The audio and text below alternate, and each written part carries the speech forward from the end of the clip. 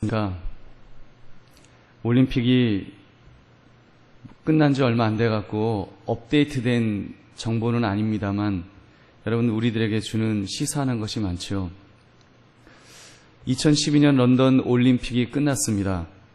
대한민국이 12개 종목에서 메달이 28개를 따내어서 종합순위 5위를 하게 되었습니다.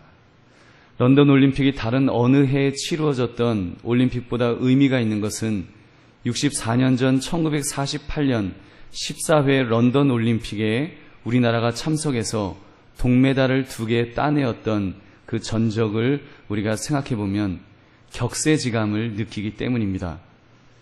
광복 후 처음으로 태극기를 앞세우고 참가했었는데 대한민국 정부가 수립되기 전이었기 때문에 조선올림픽 대표단이라는 명칭으로 참가했습니다. 그때 1인당 국민소득이 $75, 전 세계의 가장 가난한 나라였습니다. 선수들이 배를 타고 영국에 건너가 시합을 치루었던 것이 64년 전 일이었습니다. 그리고 64년이 흐른 지금 우리 젊은이들이 28개의 메달을 따며 놀라운 경기를 보여주었습니다. 여러분, 2010년에는 우리나라가 G20 정상회의를 유치할 수 있는 나라가 되었습니다. 또 삼성, 현대, LG와 같은 브랜드는 세계적인 기업이 되었고요. 삼성 같은 그런 회사는 이미 소니를 이렇게 누른 지 오래되었습니다. 정말이지 이 조그만 나라, 그것도 분단되어서 반토막이 된 그런 나라입니다. 거기다가 최빈곤국가에서 그나마 남아있던 기간 그 시설물들도 6.25 동란으로 완전히 파괴돼서 잿더미가 되었던 것이 바로 우리의 과거였습니다. 그런 나라가 지금은 세계 정상 몇 위에 이런 나라로 발전한 것입니다. 여러분, 이것은 기적입니다. 아니, 그 기적이 아니라 하나님이 복을 주시지 않으면 불가능할 수밖에 없는 그런 축복의 그런 나라인 줄 믿으시기 바랍니다. 오늘 광복절을 맞이하여 이 말씀을 함께 나누려고 합니다. 하나님이 복 주시는 나라, 하나님이 복 주시는 나라, 무엇 때문에 이 대한민국을 하나님이 복 주시는지를 우리가 생각하며 또 광복절을 허락하신 하나님께 우리 감사의 예배를 드리시는 이 시간이 되시기를 다시 한번 주의 이름으로 축원합니다. 여러분, 오늘 본문을 보시면 예레미야 선지자를 통하여 유다 백성들에게 들려주시는 하나님의 말씀이 나옵니다. 하나님께서 유다 백성들에게 주신 말씀입니다. 상황이 이렇습니다. 북이스라엘이 그들이 죄를 지음으로 인해서 아수르에 의해서 멸망을 당했습니다. 우리나라가 일본에게 나라를 빼앗긴 것처럼 그렇게 빼앗긴 것입니다. 이어서 남한국 유다 역시도 그들의 죄로 인해서 바벨론에게 멸망을 당했습니다. 두 나라가 망한 상태에서 오늘 본문은 사람들의 이야기를 기록하고 있습니다. 우리 24절 말씀 함께 읽어보겠습니다. 시작. 이 백성이 말하기를 여호와께서 자기가 택하신 그들 중에 두 가게를 버리셨다 한 것을 내가 생각하지 아니하느냐. 그들이 내 백성을 멸시하여 자기들 앞에서 나라로 인정하지 아니하도다. 아멘. 예루살렘 성까지 함락되는 것을 보았을 때 하나님의 백성 이스라엘은 완전히 멸망을 당하였노라고 이렇게 여겼습니다. 그래서 하나님이 자기가 택한 두 집안을 버리셨다. 이제 북이스라엘도 남왕국도 하나님이 버리셨다라고 말하고 있습니다. 그래서 사람들이 말하는 것입니다. 망한 민족이요, 망한 민족이요. 이제 너희는 완전히 망한 민족이라고 주변 나라 사람들이 그렇게 조롱하는 것입니다. 그리고 믿음이 없는 사람들까지도 그렇게 조롱하면서 또는 조소하면서 또는 자학하면서 망한 민족이요, 망한 민족이요. 지금 이러고 있는 것이 오늘 본문의 상황입니다. 여러분, 그렇게 망한 민족이라고 말하고 있는 그들을 향해서 오늘 하나님은 무엇이라고 답변하고 계시는가요? 우리 25절, 26절 말씀 함께 읽겠습니다. 시작. 여호와께서 이와 같이 말씀하시니라.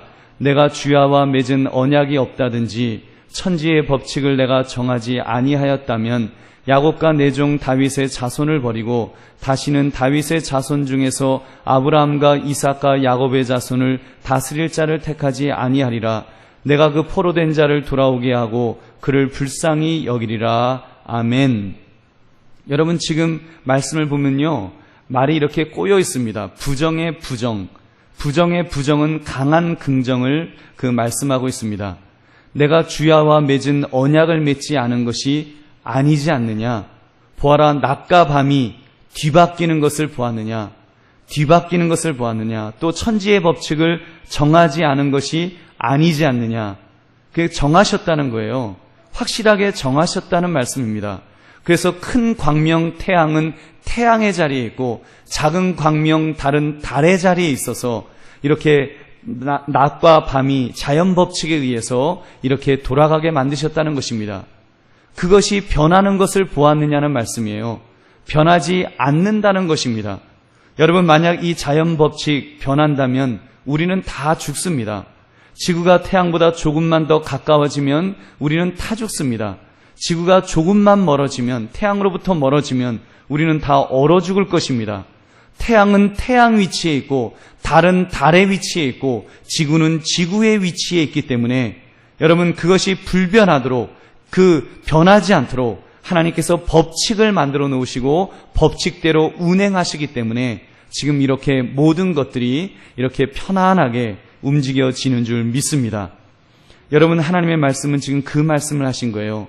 내가 그런 법칙을 정하지 않았다면, 그런 법칙을 내가 만약에 정하지 않았다면 이스라엘 백성들도 멸망을 당할 것이다. 내가 그런 법칙이 없는 것처럼 내가 이스라엘 백성들을 꼭 지켜야 될 무슨 법칙이 있겠느냐.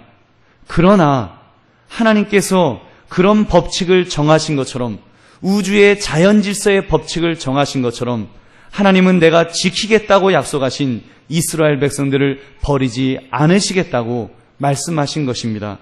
그러므로 하나님은 분명하게 선포하셨습니다. 내가 그 포로된 자를 돌아오게 하고 그를 불쌍히 여기리라. 그를 불쌍히 여기리라. 여러분, 하나님의 신실하심을 지금 말씀하는 것입니다.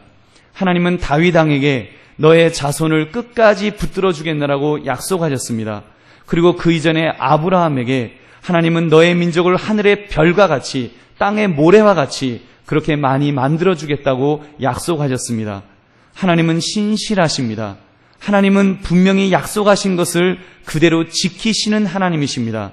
그래서 창세기 18장 15절을 보면 내가 너와 함께 있어 내가 어디로 가든지 너를 지키며 너를 이끌어 이 땅으로 돌아오게 할지라 내가 내게 허락한 것을 다 이루기까지 너를 떠나지 아니하리라 하신지라. 아멘.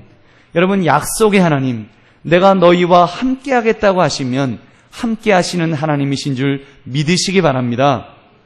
여러분, 이 말씀이 문자적으로 이루어져서요, 에스라 느헤미야서를 보면 포로들이 귀환하게 됩니다. 그리고 무너진 예루살렘 성벽이 재건되게 되고 성전을 다시 짓는 회복이 일어났습니다. 그리고 이 약속은 역사 속에서 팔레스틴 땅에 이스라엘 나라가 다시 재건되는 것으로 증명되었습니다. 그리고 그뿐만 아니라 사실은 영적인 이스라엘, 영적으로는 영적 이스라엘인 모든 이방 민족의 모든 믿는 사람들, 다시 말하면 저와 여러분을 포함한 우리 예수 믿는 사람들, 이 모든 사람들을 통하여서 하나님께서는 그 약속을 회복시켜 주신 줄, 지켜주신 줄 믿으시기 바랍니다. 여러분, 우리가 증거입니다. 하나님께서 지금 예레미야에게 하셨던 이 약속의 말씀, 내가 너희를 떠나지 아니하리라, 내가 너희를 지키리라고 말씀하신 것이 바로 우리 하나님의 백성들, 바로 하나님을 아버지라고 부르는 우리들을 통하여서 증명된 줄 여러분 믿으시기 바랍니다. 사랑하는 성도님들, 이스라엘을 포로된 자에게 돌아오게 하시겠다고 약속하신 하나님은 우리나라에게도 그런 은혜를 베풀어 주셨습니다. 일제 36년의 식민지 속에서 조선 팔도가 얼마나 아파하였습니까? 그때 가장 애절하게 기도하고 또 열정적으로 움직였던 사람들이 여러분 누구라고 생각하십니까? 불교인일까요? 유교인일까요? 아니면 그냥 무신론자들이었을까요? 여러분, 아닙니다. 우리 기독교인들이었습니다. 당시 평양은요, 동방의 예루살렘이라고 할 정도로 성령의 역사가 뜨겁게 일어났던 그런 땅이었습니다. 여러분, 우리가 부르는 애국가, 이 애국가의 내용을 보십시오. 하느님이 보호하사 우리나라 만세. 이 애국가의 작사자는 윤치호 선생님으로 알려져 있습니다. 오늘 우리가 부르는 애국가의 가사가 처음 문서화된 것이 1905년 윤치호 선생님이 편찬한 찬미가 안에 있습니다. 찬미가 14장에 보면 애국가를 실었는데 그 후렴이 이것입니다. 동해물과 백두산이 마르고 닳도록 하나님이 보호하사 우리 대한만세. 하나님이 보호하사 우리 대한만세. 무궁화 삼천리 화려강산 대한사람 대한으로 길이 보전하세. 여러분 놀랍지 않습니까? 이것이 애국가로 공식 지정되면서 사실 하나님이 보호하사를 하느님이 보호하사로 개사되긴 했습니다만 사실은 거의 찬송가처럼 우리 한국 초대교회 때는 불려졌던 노래였습니다. 그런 찬송에 가까운 노래였습니다. 여러분 그렇습니다. 이 나라 이 민족을 위해서 제일 애썼던 사람들은 기독교인들이었습니다. 3.1운동 독립선언서를 낭독했던 33인 중에 절반 이상인 16명이 기독교인이었다고 했습니다. 그들이 왜 그렇게 애절하게 독립을 위하여 애를 썼을까요? 천황폐하에게 절을 하라고 하나님을 믿지 말라고 얼마나 많은 핍박을 받았습니까? 주기철 목사님 같은 분 순교하면서까지 그렇게 믿음을 지키려고 하지 않았습니까? 여러분 그분들이 얼마나 애절하게 이 나라 이 민족을 위해서 기도하셨을까요? 여러분 예수 믿는 사람들이 정말 그 일제 30년 동안에 그 핍박을 받으면서 예수 믿는 것 때문에 그 순교의 자리에 들어가면서 그들이 얼마나 애절하게 하나님 앞에 기도했겠느냐는 것입니다. 얼마나 많이 기도했을까요? 여러분 기독교 역사 100년 만에 이렇게 많은 기독교인들이 생겨나고 교회들이 생겨나고 세계 선교 제2위국이 될 수 있었던 것, 여러분 이것이 우연이라고 생각하십니까?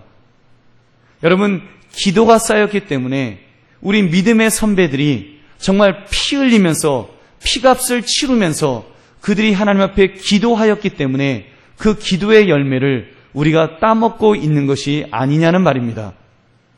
여러분 정말입니다. 그 당시 얼마나 그분들이 애를 쓰면서 그렇게 했습니까? 우리 한민족을 보십시오.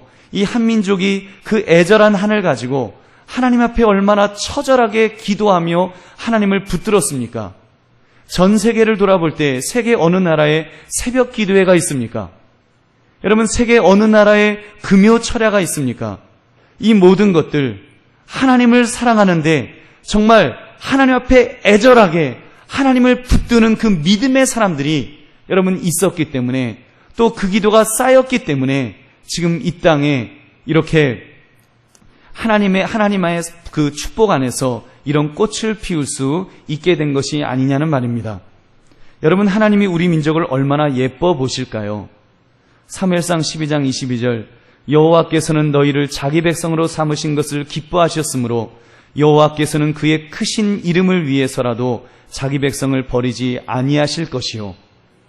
여러분 저는 영적으로 보면 우리 하나님께서 우리 민족을 그렇게 하나님의 자기 백성으로 삼아 주신 줄 믿습니다. 정말입니다. 이런 민족이 어디 있습니까? 하나님 보시기에 이런 민족이 어디 있어요?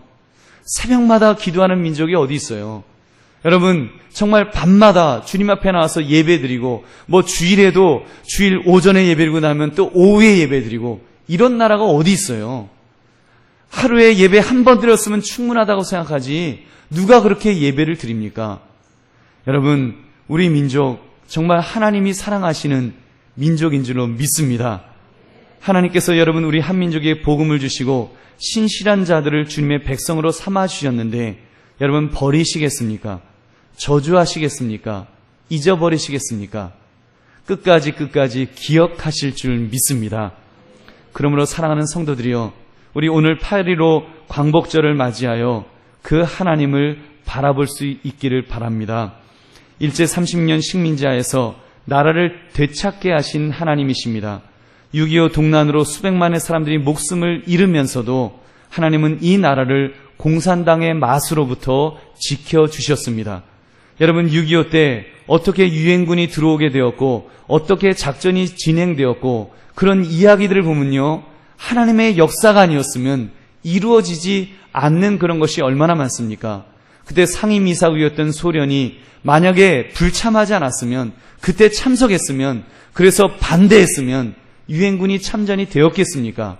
하나님은 기적적인 방법을 통해서요, 우리 민족이 풍전등화와 같이 있을 때마다 하나님은 지켜주시고 구원하시고 보호하여 주신 줄로 믿습니다.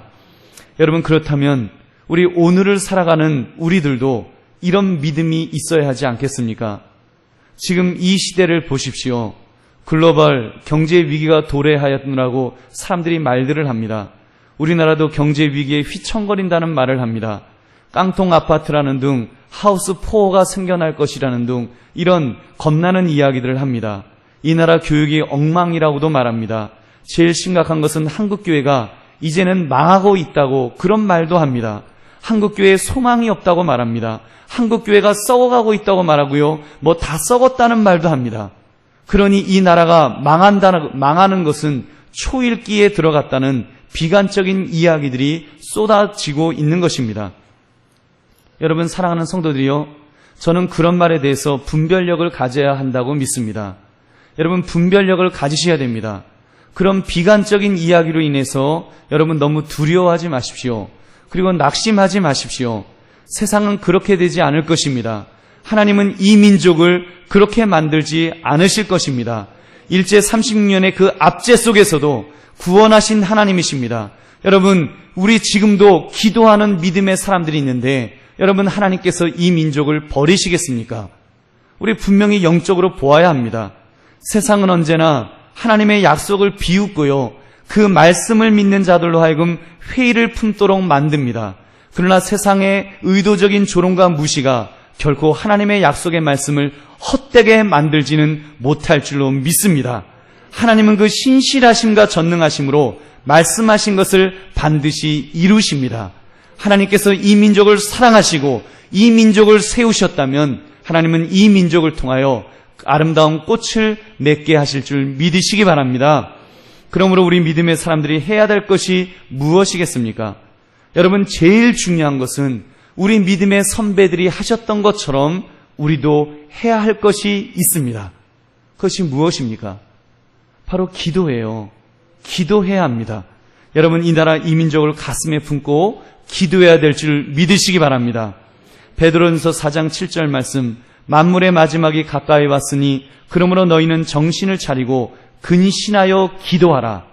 여러분, 만물의 마지막이 왔다. 이 말은 말세의 지말이 되었다는 거예요. 이제 주님의 재림이 언제 오실지 정말 임박하였다는 것입니다. 여러분, 하나님께서 이 민족을 어쩌면요 망하게 하실 시간도 없을지 모릅니다. 여러분, 이 민족을 들어 쓰시지 않으면 안 될 만큼 이 시대가 지금 급박하게 돌아가고 있습니다. 이러한 때 여러분, 우리가 해야 될 것은 깨어서 이 민족을 위하여, 이 나라를 위하여 기도해야 되는 것입니다. 기도해야 될 줄로 믿습니다. 기도해야 됩니다. 특히 한국교회를 위해서 여러분 기도해야 합니다. 누가 이 나라 이 민족을 위해서 기도하겠습니까? 누가 이 한국교회를 위해서 기도하겠습니까? 지금은 망한다는 소리는 많이 합니다. 지금 한국교회는 망하게 되었다는 소리는 많이 합니다. 비난의 소리들은 많이 해요. 뭐 한국교회가 썩었다 지적하고 비난하고 조롱하는 말들은 많이 하지만 정작 한국교회를 가슴에 품고 정말 기도하는 사람들은 얼마나 많이 있는지 여러분, 우리가 생각해야 되지 않겠습니까? 우리가 조롱할 시간이 언제 있어요? 우리가 비난할 시간이 언제 있습니까? 우리가 손가락질할 시간이 언제 있습니까? 우리는 깨어서 이 한국교회를 위해서 기도해야 될 줄은 믿습니다. 여러분, 이 나라를 위해서 기도해야 될 줄은 믿습니다. 정말입니다. 기도해야 합니다. 솔로몬의 판결처럼요, 내 자식이 아니면 아기를 찢어버리겠다는 말을 하는 것입니다. 차라리 찢어버리자고 말을 합니다. 어차피 내 아기가 아니니까요. 그러나 친엄마는 아닙니다. 친엄마는 아닙니다. 아기가 찢어지는 걸 어떻게 볼 수 있어요? 아기가 죽는 것을 어떻게 봅니까? 차라리 아기를 주어서라도, 차라리 아기를 포기해서라도 그 아기를 살리는 것이 친엄마의 마음이 아니겠습니까? 그렇다면 여러분, 우리도 한국교회를 사랑하는 성도들의 마음이라면 우리가 언제 지적해요? 우리가 언제 비난해요? 우리가 깨어서 기도해야 될 줄은 믿습니다. 우리가 깨어서 이 나라 이 민족을 위해서도 깨어서 기도해야 될 줄을 믿으시기 바랍니다. 가슴에 품고요, 우리 처절하게 기도해야 됩니다. 하나님, 이 나라 이 민족을 불쌍히 여겨 주옵소서. 앞으로 대선이 있지 않습니까? 앞으로 경제적인 어려움의 시대를 만난다고 말합니다. 앞으로 여러 가지 변화의 물결이 있는데 주여 그 속에서 이 나라 이 민족을 붙들어 주시옵소서. 하나님 이 민족을 붙들어 달라고 기도하기를 원합니다. 너무 부정적인 생각하지 마십시오. 한국교회가 잘해서가 아니라 한국 사회가 잘해서가 아니라 우리 하나님이 신실하시기 때문에 하나님께서 신실하신 하나님께서 우리나라를 붙들어 주실 줄로 믿습니다. 한국교회를 붙들어 주실 줄로 믿습니다. 하나님이 쓰실 것이 있기 때문에 우리가 깨어 기도하면 하나님은 들어 쓰실 줄로 믿습니다. 그 일을 바로 우리가 해야 되는 것입니다. 다른 사람 탓할 것 없습니다. 다른 사람 기도하지 않는다고 탓할 것 없습니다. 내가 기도하면 됩니다. 내가 깨어 있으면 됩니다. 내가 깨어 기도하면 여러분 나의 기도를 통해서 또 그리고 우리의 기도를 통해서 하나님께서는 이 나라 이 민족을 붙들어 주실 줄 믿으시기 바랍니다. 한국교회에 복을 부어 주실 줄 믿으시기 바랍니다. 땅끝까지 복음을 증거하는데 이 민족이 분명히 쓰임받을 것입니다. 여러분 하나님의 자녀 삼으신 이 나라 선교 제2위국으로 세우신 나라입니다. 하나님께서 특별한 사랑을 베풀어 주셔서 정말 우리가 소망하고 바라기는 앞으로 하나님 이 나라 이 민족이 앞으로 선교 세계 제1위국이 되어서 그렇게 살게 하옵소서. 여러분 그렇게 될 줄로 믿습니다. 여러분 지금도 그 우리나라 방방곡곡 산에서 정말 기도하는 그 부르짖음이 있잖아요. 지금도 새벽마다 기도하는 부르짖음이 있잖아요. 지금도 가정마다 주 앞에 가정 예배를 드리면서 나라와 민족을 위해서 기도하는 그 부르짖음이 있지 않습니까? 개인적으로 또 이 나라를 가슴에 품고 기도하는 부르짖음이 있기 때문에 여러분 하나님께서 이 마지막 때에 우리 대한민국을 선교 세계 제1위국으로 세워주실 줄로 믿습니다.